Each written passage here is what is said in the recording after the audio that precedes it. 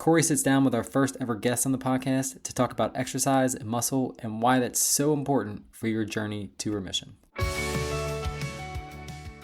Hey, welcome to the Diabetes Remission Roadmap podcast with the two renegade pharmacists, Brian Bisher and Cory Jenks. You are listening to this because you are a person with type 2 diabetes who is committed and driven to breaking free from this diagnosis and creating a real, meaningful change in your health and life. In these episodes, we're here to help you ditch the scripts with doses of unconventional wisdom on topics such as fitness, nutrition, medication, mindset, and more. So without any further delay, let's dive right in. Welcome back to the Diabetes Remission Roadmap podcast. I am your host today, Cory Jenks.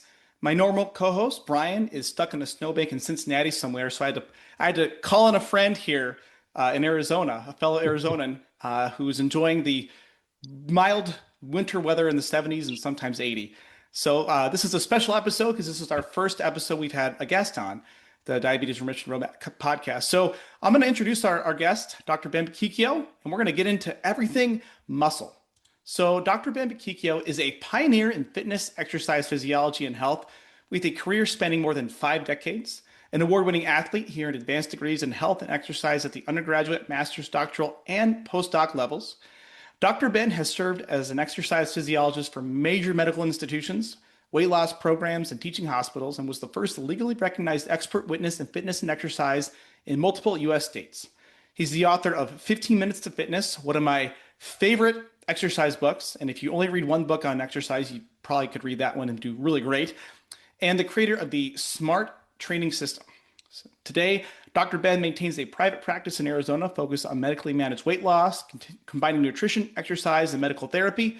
He continues to publish, present internationally, and train at a high level, proving his methods work in real life, not just on paper. And I can tell you, I've met him in real life. He's a delight to listen to talk, and he is an imposing figure I would not want to see walking down a dark alley late at night. So Dr. Ben, welcome. Thank you so much for joining.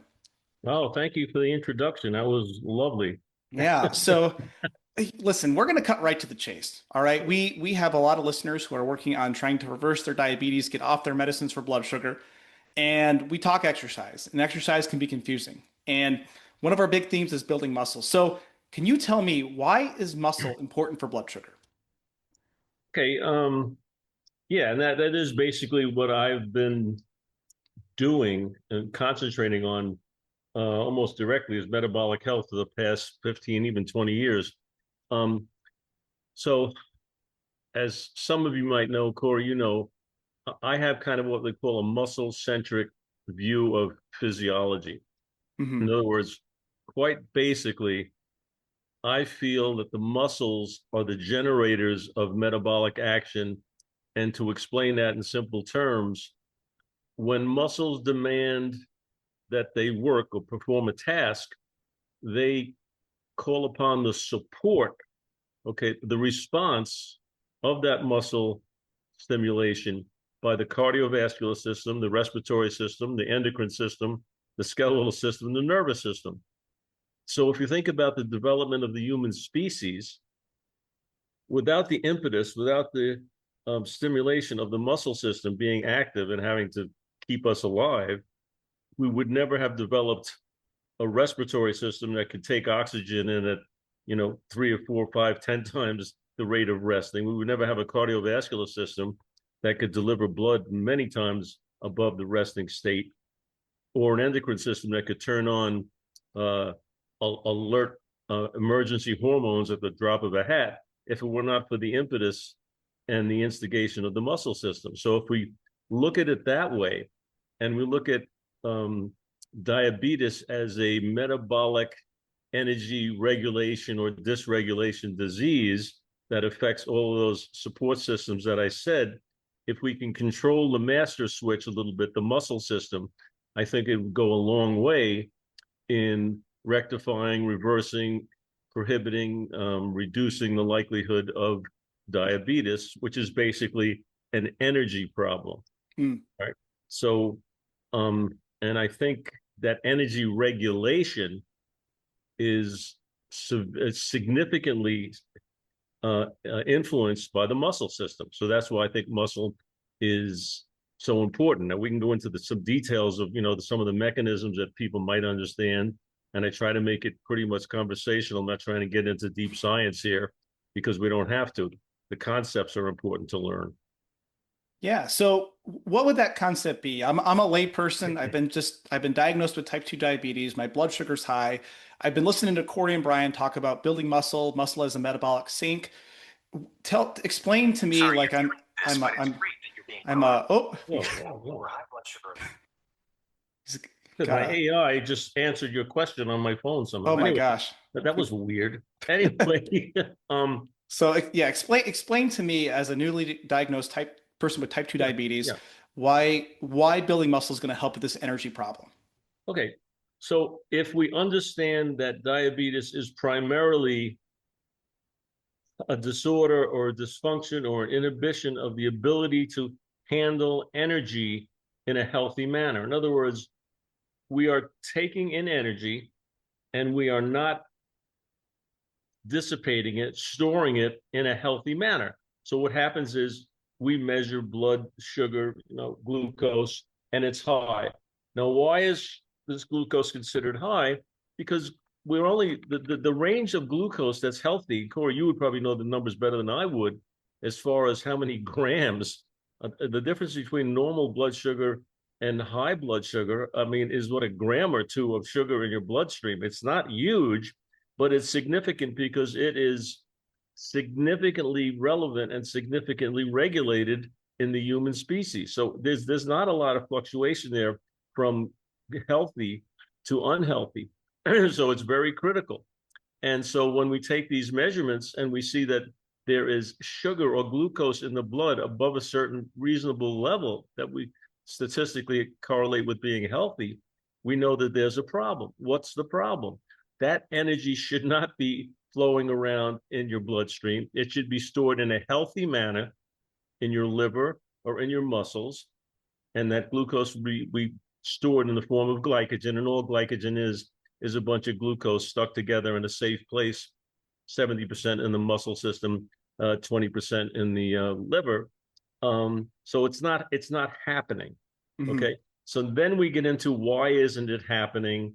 There are a number of reasons. We can be insulin resistant, meaning that our pancreas responds to this sugar imposition when we eat, but it either responds to it in a less than effective manner, or the cells have become so inured or so resistant to the insulin constantly having to be secreted that they just don't respond. So you're producing the insulin, but you're not responding to it.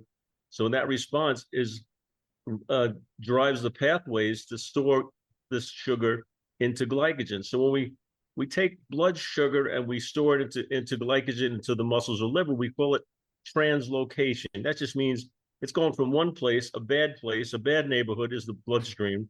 A good neighborhood, a good location would be in your muscles or in your liver. That's where the body can handle it very readily and in a very healthy manner. Okay, so what's causing this sugar to go up? Quick pause. Have we connected yet? If not, hit us up on Instagram over at Diabetes Remission Partners. Let us know what's been going on with your blood sugar and the goals you have for your health. We'd love to hear your story. There's a couple of things. Now, you mentioned something that's a nice term before. You said muscles are a blood sink. Okay. We store 70%, or glucose sink, sorry. We store 70% of our blood sugar, okay, in a healthy manner in the form of glycogen, which is the storage form. Think of glycogen as ice cubes and blood sugar as water. So we can store, stuff in a stable form of an ice cube or glycogen, no problem. In the muscles, in the liver, primarily in the muscles, we can really change that volume, though, the size of the reservoir, the sink. Okay. Mm-hmm. So some people even go as far as having described diabetes as a muscle wasting disease. In other words, as we lose muscle and muscles are wasting, we now have fewer places, fewer little reservoirs in which to store sugar in the form of glycogen, because we have less muscle, fewer little lakes or reservoirs. And now, where is it going to go? It's going to go back out where, since the reservoirs are overflowed, it's going to go back into the bloodstream, try to be recirculated and restored in a healthy place. But we have no volume to store it. We have no muscle volume, no muscle mass, no reservoirs. Okay. So number one, the physical capacity to store blood sugar or glucose in a healthy way has a lot to do with your muscle mass and your muscle activity. Those are two subtle but distinct issues. Okay. So if we maintain or develop or increase our muscle mass / activity, what we do is two things. We develop deeper muscle pools or sinks, so we have more of a capacity. So say you have 100 grams of carbohydrate in a meal. When that hits the bloodstream, we now have a larger capacity to take that blood glucose and translocate it into muscles. Okay. And now what happens is the bloodstream is now alleviated of having to carry around all this extra glucose, and we're no longer diabetic or in the diabetic range. Okay, that's one way. That's a significant way. The other way is that the activity of the exercise that correlates to building muscle or maintaining muscle. Okay, we're not going to build muscle infinitely or we would explode, but to make that whole process of building muscle, the chemistry involved in that also allows that the glucose can translocate or move into the muscles with much less support or impetus from insulin. What does that mean? That means that the pancreas doesn't have to act so severely and so repeatedly in translocating that sugar into the muscles in the form of glycogen, the glucose to glycogen, because the chemistry allows it to be more receptive. And there's an AMPK.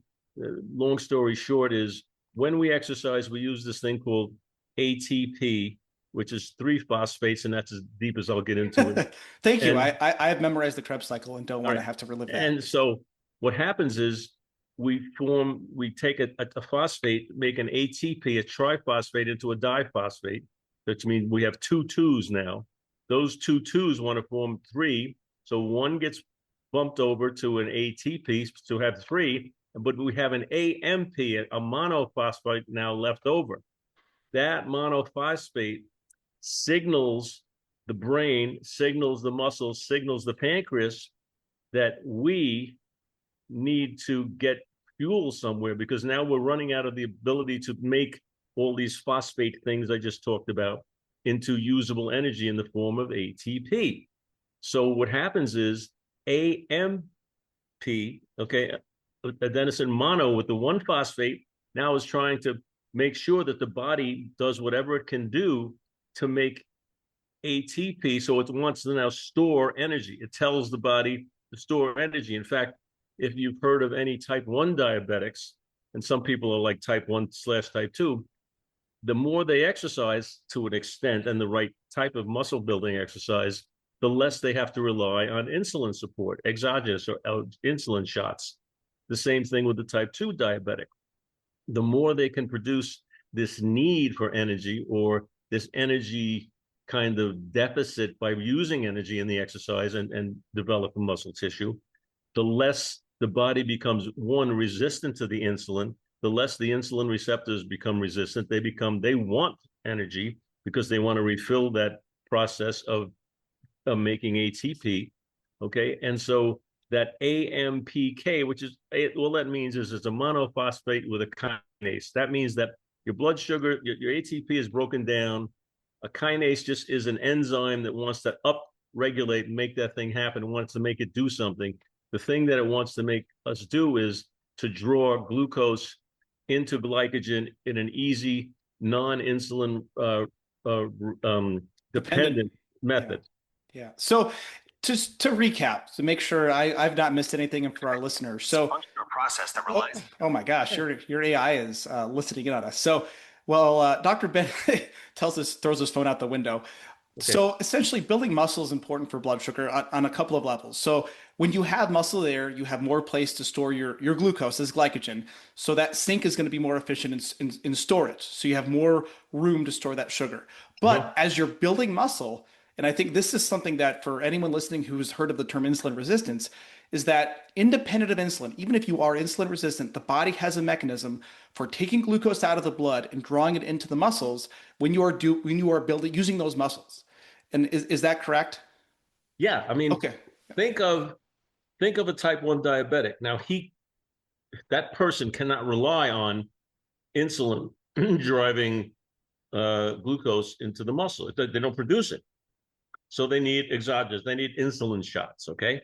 Hmm. Now, through the use of exercise, there are type 1s who produce no insulin, who can get their insulin reliance down to maybe 1/10, 1/15 of what it would be had they not exercised. Hmm. Yeah, I mean, I personally know of some type 1s who swear they don't need really to take insulin. They just do it to be safe, but Yeah. they have made the muscle system so active, so receptive to blood sugar, blood glucose, that they need very little. Okay. In the process of going from blood glucose to muscle glycogen, okay, there are a number of what we call processes. I call them kind of like toll booths. They're enzymes that have to come into play, and those are just signaling proteins that tell them to go to the next step, the next step, the next toll booth, the next toll booth until you get to where you want to go. Okay. So what happens is that those toll booths, you basically, when you exercise and build muscle, you have an easy pass. You don't Mm, have to stop and pay the toll. You just show your easy pass. I'm an exerciser. Boom. Okay. great. Um, One of the great researchers in blood sugar, diabetes, and exercise. What was it? Not Gary Schulman. Okay, Hmm. has a great podcast, and he thinks that insulin resistance starts in the muscle. And here's the analysis. Here's the study that he referred to. I think he's at Yale. He's one of the Ivy League schools. Anyway, he took a bunch of kids, 18 to 21-year-old males, normal weight, normal everything, blood sugar, not on any medication, whatever. Okay. And he measured their insulin resistance. Again, not overweight, no signs, no symptoms, no high blood sugar. He found that at around age 20, these kids, 25% were severely insulin resistant, Mm, up to 50% were insulin resistant and pre-diabetic. And he excluded any people that were regular exercisers from the study because at that age, regular exercises don't have insulin resistance. yeah. But the fact that they were not exercising and didn't have active muscle systems and the support systems to allow this muscle building, made a difference at that age. So what he was saying is before you have the signs of high blood sugar, high blood glucose, which is how we define diabetes, these kids, and I call them kids, they were 18 to 21 years old. They're kids to College me kids, now, too. they were lean, Hmm. and they had now this pre-diabetes, whether it was diagnosed as a result of glucose, blood glucose, it was defined because these people have a high tendency to escalate into full-blown diabetes. And so the only thing that his idea was, or his theory is, if we can stop the insulin resistance at the muscle, then we're never going to have liver or fat insulin resistance. We're never Hmm. going to have insulin resistance at all. He thinks this takes place in the muscle. Now, Yeah. Ben Bickman thinks it starts in the liver. Some other people, no, Ben is in the fat cell, and some other people think it starts in the liver. But in any case, the muscle system is very critical and very important, and we can manipulate the insulin train, the insulin progression, sensitivity, and utilization by exercise. And a certain form of exercise is better at it than others. And I can go into that a little bit if you'd like. That was going to be my next question. So it's the people listening here, oh my gosh, you've heard I can build muscle. I'm going to use my sugar better. I can overcome this insulin resistance. I must have to spend hours and hours at the gym lifting weights. And this was a loaded question because I know I Yeah. know your system. So I want to Yeah. ease everyone's mind that Dr. Ben's going to give you a simple prescription, and as a pharmacist, a very simple prescription to help with relieving this insulin resistance and reversing it through the right type of exercise. So, Okay. Dr. Ben, Yeah. let us know what we got to do. Okay. Fortunately and unfortunately, fortunately, it doesn't take a lot of the type of exercise that is very, very effective in driving the muscle response and mechanism that directly relates to being insulin sensitive and being able to store glucose in the form of glycogen in a healthy manner. It doesn't take much exercise. In fact, we have to distinguish between what I call exercise and what everybody else in the world calls exercise, okay? It has to do with how much blood sugar, or basically muscle sugar, we use in the exercise. And that, I don't want to get too in the weeds, but for example, when we walk and we do what we call steady state exercise, we don't make much of an inroads. We don't use much of our muscle glycogen, the stuff that we're trying to store in a healthy manner. We don't need it because we only need that fuel when we work at a high intensity. Okay, we don't use it very much at all in a steady state. So when if somebody says, I'm going to go out and I'm going to walk for an hour, I say, God bless you, that's great. But if you think that's going to be very effective or the most effective or the most efficient or even the safest way to affect your blood sugar through the use of the muscle system or exercise, you're mistaken. And most exercise folks are mistaken. And most doctors are mistaken. What we really want to do as a result of this exercise or muscle stimulation is we want to deplete that glycogen by using what we call glycolytic or glycogen using muscle fibers. And they correlate to what we call the high intensity muscle fibers. Now that scares people. Oh, high intensity, I'm going to have a heart attack. It's going to hurt. No, high intensity just means that we tax those muscle fibers that use glycogen primarily for their fuel. Because two things happen. One is identified in the literature. One has not been identified, and it's annoying to me. What's identified in the literature is that we deplete glycogen. Okay, we start to use glycogen at a high level. That's very good. Okay, we've got that understood. In my opinion, not only is the depletion of the glycogen signaling this process of now trying to reabsorb the glycogen from the blood sugar, but I think the very threat, in other words, we don't have to deplete glycogen like you would in a 4-hour marathon where you really have very little glycogen left. You can deplete that glycogen at a rate that is alarming to the brain and to the endocrine system. And so it says, whoa, we're depleting glycogen, which is our life and death fight or flight fuel. We better get working on making sure we replenish that. Okay, so we create a controlled emergency, which produces adrenaline. So when you're working really hard at a high intensity, and this can be, for the lay person, this can be just 5 or 6 exercises that take 35 seconds each, 40 seconds each, and you can work at a high intensity. I'll go into that a little bit in the next minute or two. But once we threaten the depletion of glycogen at a certain rate, we get an adrenaline response. What that does is it releases backup energy. So now we start to burn fat because we release fat as a backup to the glycogen that the body thinks is going to be depleted into an emergency situation. And now we actually affect the fat cells, which are the cells that become inhibitory to insulin, and they become inflamed, and they're also part of this diabetic process, the inflamed fat cells.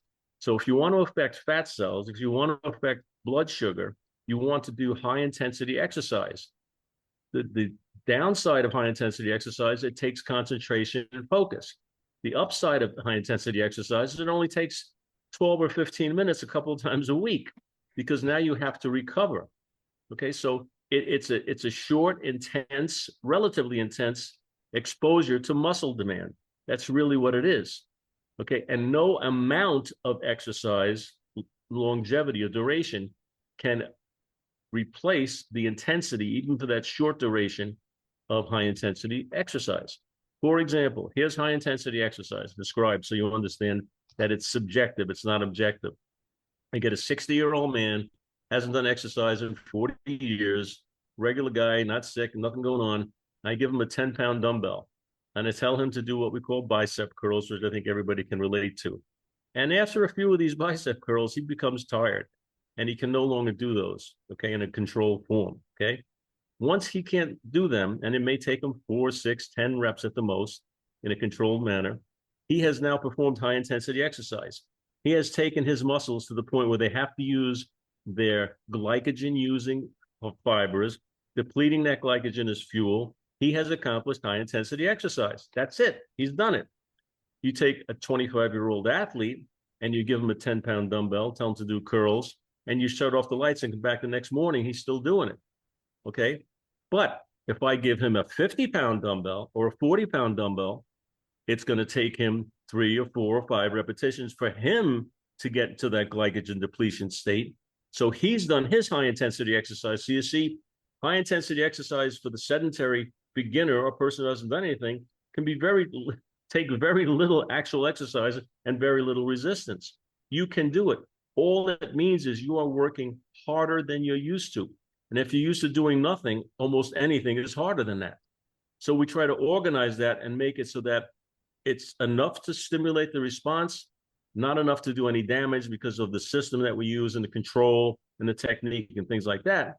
But it is absolutely doable for anybody to do high intensity exercise. It's all relative. It may mean that you walk 100 yards and your legs become very fatigued and you have to stop for muscular reasons, okay? That would qualify as high intensity exercise for you, for that person. And as you get stronger and more fit, obviously it's going to take a higher level, walking up an incline, walking a little faster, and we progress to different exercises for different parts of the body. That was just beautifully said, and I have to say that the ease of mind of when I would tell my patients that it's high intensity, low impact, as I've heard you describe it, because you do these exercises in a controlled manner, in a slow manner, which is sort of your calling card, getting to failure. And if you are listening and you're like, oh my God, I've never done exercise, and you're saying high intensity, I got to go flip tires. No, you don't. A wall sit for 30 seconds, a slow set of dumbbells. And what we're going to do in the show notes, we're going to link to, there's a great video. I would actually give it to all my patients when I was in clinic, Dr. Ben's 15-minute hit with bands. It's a simple workout at home you could do with elastic bands. He goes through the cadence. And folks, I'm going to tell you, I'm a 39-year-old young kid, and I've been doing this slow workout that Dr. Ben has been preaching for about 4 or 5 years because I have little kids and I don't have hours to spend in the gym. And I've had DEXA scans, in-body scans that say I have put on muscle as I approach or am in middle age. So this stuff works. And if you ever see Dr. Ben in person, you know this stuff works. So ease your mind. And the beautiful thing is that, as I've heard you say, is it reduces injury risk because you're putting less repetitions on the body. Yeah, mechanically, the problem with high intensity exercise traditionally is, and it works, is that it's required heavy resistance and usually explosive movements, which is great for the muscles, terrible for the joints, and it's certainly not a way to get introduced into high intensity. In fact, it's not necessary, and there are a number of reasons, safety being the primary reason, but also efficiency and effectiveness and long-term adherence. These are the things you want to measure an exercise program's value by. Is it safe? Is it efficient? Does it do what you want it to do? Do you have to spend a lot of time? Do you have to change your lifestyle? No. Can you do it for the rest of your life? Yes. That's how you measure the value of an exercise program. And I think that my protocol meets those criteria pretty well. I would agree. And so, Dr. Ben, we're nearing the end of our time, and you have done a beautiful job of explaining the importance of muscle in blood sugar management, insulin resistance, overcoming insulin resistance, easing folks' minds for the idea of high intensity exercise, whether it's injury risk, time that you have to devote to it. The return on investment for 30 minutes a week is just unbelievable.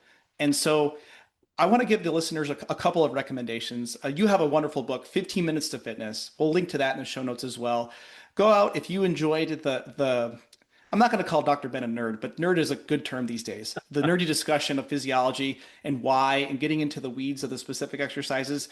15 Minutes to Fitness is one of my favorite how-to guides. And then I'm going to do a shameless plug because we are both speaking in Tucson, Arizona on February 28th regarding, and I'll be talking about kids' health. I believe you're talking muscle again. Yeah, exercise in the brain. Exercise in the brain. Yeah. Excellent topic. So are there any parting words that you want to leave before we go our separate ways on this sunny Arizona December day? Yeah, my advice is this. We want to do this high intensity exercise, 12, 15 minutes, whatever it is, twice a week with a few days in between to rest. And we also want to be active. What that means is I do not want you to just, sit on the chair for the rest of the week. Activity is important too, but it does not give the benefit. Activity meaning walking your dog, playing pickleball, whatever, not to advise people with joint problems, but being active, hiking, being active, pedaling a stationary bike, doing something on a daily basis. That's activity. That activity will not get you the benefit of the high intensity exercise. And the high intensity exercise is mandatory. The activity is strongly suggested. So be active.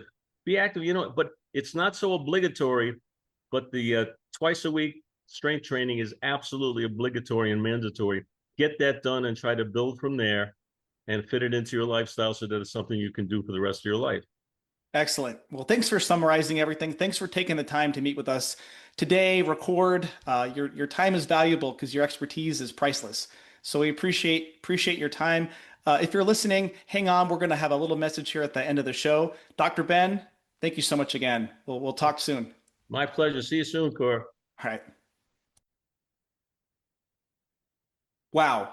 I am still on cloud nine from that muscle masterclass from Dr. Ben. And I know that there were some points where we got into a little bit of the chemistry that gave me some PTSD from my college days in pharmacy school. So I wanted to recap a few of the points that Dr. Ben made so that you can take what he said, understand it, and then implement it in your life. So as Brian and I often talk about, muscle is really the missing ingredient to medication freedom. And we talked about why. So muscle as our metabolic or glucose sink. We store glucose as glycogen in our muscles. And so when we have more storage from muscle building, it's easier to dispose of that sugar or glucose when we consume it in the form of carbohydrates. And that could be if you're having sugar or a more complex carb that's broken down. So the simple fact of having more muscle is going to be better for your blood sugar. The other cool part about doing muscle building activity, as he said, is that insulin independent reduction of blood sugar. And so we are here because we have this insulin resistance. And so we have a ton of insulin with type 2 diabetes floating around, but our body's not necessarily listening to that signal to get the sugar out of the blood. However, when we do strength building activities, we pass go, we collect $200. We do not worry about the insulin resistance because the body is craving glucose to restore that glycogen. Or as Dr. Ben hypothesized, that even if we don't totally deplete our glycogen stores, our body thinks we are going to. So we need to get all that glucose out of the blood. And it says, screw you, insulin. I don't need you. I have a side door in for getting sugar out of the blood. So when you build muscle, you're long-term improving your storage, but acutely in the moment that you are building that muscle, you are improving your blood sugar. All right, next point. This does not have to take a long time. We talk about high intensity exercise. It's all relative. And I love how Dr. Ben will take you wherever you are and tell you what high intensity is. Because if you're out there and you're a triathlete and we say go walk 100 yards, you're going to call us crazy for high intensity. But if you've never exercised, the idea of high intensity can sound super intimidating. And so the great news is if you've not done a lot, it doesn't take much to get to high intensity. And when we're going to link to Dr. Ben's materials, his book, one of my favorite YouTube videos that I send to all my patients in my clinic days. He's going to go through those exercises for you. And you're going to see it's all about slow movements and getting to failure, which means less impact on your joints. All right. The last point I want to unpack. Doing 15 minutes twice a week does not get you off the hook for not moving your butt. Now, we're going to encourage you to move and live in this world because I think it makes us healthier, happier humans. But if you've been out there crushing cardio nonstop, and your sugars are still high, Dr. Ben explained why. It's because we need to have more efficient use of our muscle. So we're not saying don't do cardio, don't play pickleball, don't do the things you enjoy. We're saying if you're not moving your body, you got to do that too, because you're going to get some benefit, both from a movements perspective, from a little bit of blood sugar improvement too. So if there's any questions that you had after this episode, I know this was our first guest. He is a super smart guy, been doing this for decades. And if you left there saying, Cory, there's just some of that science that was a little bit above me, I'm curious about this, or this, send us a message. We will address it on a future FAQ Friday. We might do a special emergency podcast episode to address it. We think this concept of muscle building is so important for blood sugar control, for getting off medicines, that we want to do everything we can to help you understand it, but most importantly, implement it safely. So thank you again for listening to the Diabetes Remission Roadmap podcast. We will see you again on the next episode. I can't even talk right because I'm so excited. So have a great day. Thank you for listening. And if you heard this and you thought it was valuable, leave us a rating and review. Well, we're still handing out those the protein bars or the resistance bands for reviews that we see, and share it with a friend. We had a listener the other day saying how they shared it with 3 or 4 of their friends and family that needed to hear it. Well, hey, we got to grow this thing so that you can get yourself on the roadmap to remission, and all of your friends can be there too. Thanks for listening again. If this episode gave you clarity or hope, share it with one friend who's been stuck in the diabetes trap. That's how this mission grows. One person, one family, one story at a time. And if you haven't yet, leaving a quick review helps more people find the show and realize they're not stuck with meds forever. It takes less than a minute and it means the world to us. Thanks for being here, and thanks for being part of this movement toward freedom. Thanks for listening to the Diabetes Remission Roadmap. The ideas discussed here are for general informational purposes only and do not constitute medical or nutritional advice. We are pharmacists, but we're not your personal healthcare providers. Always consult your own physician or qualified clinician before changing medications, exercise routines, or nutrition plans. Results vary, and what works for one person may not work for another.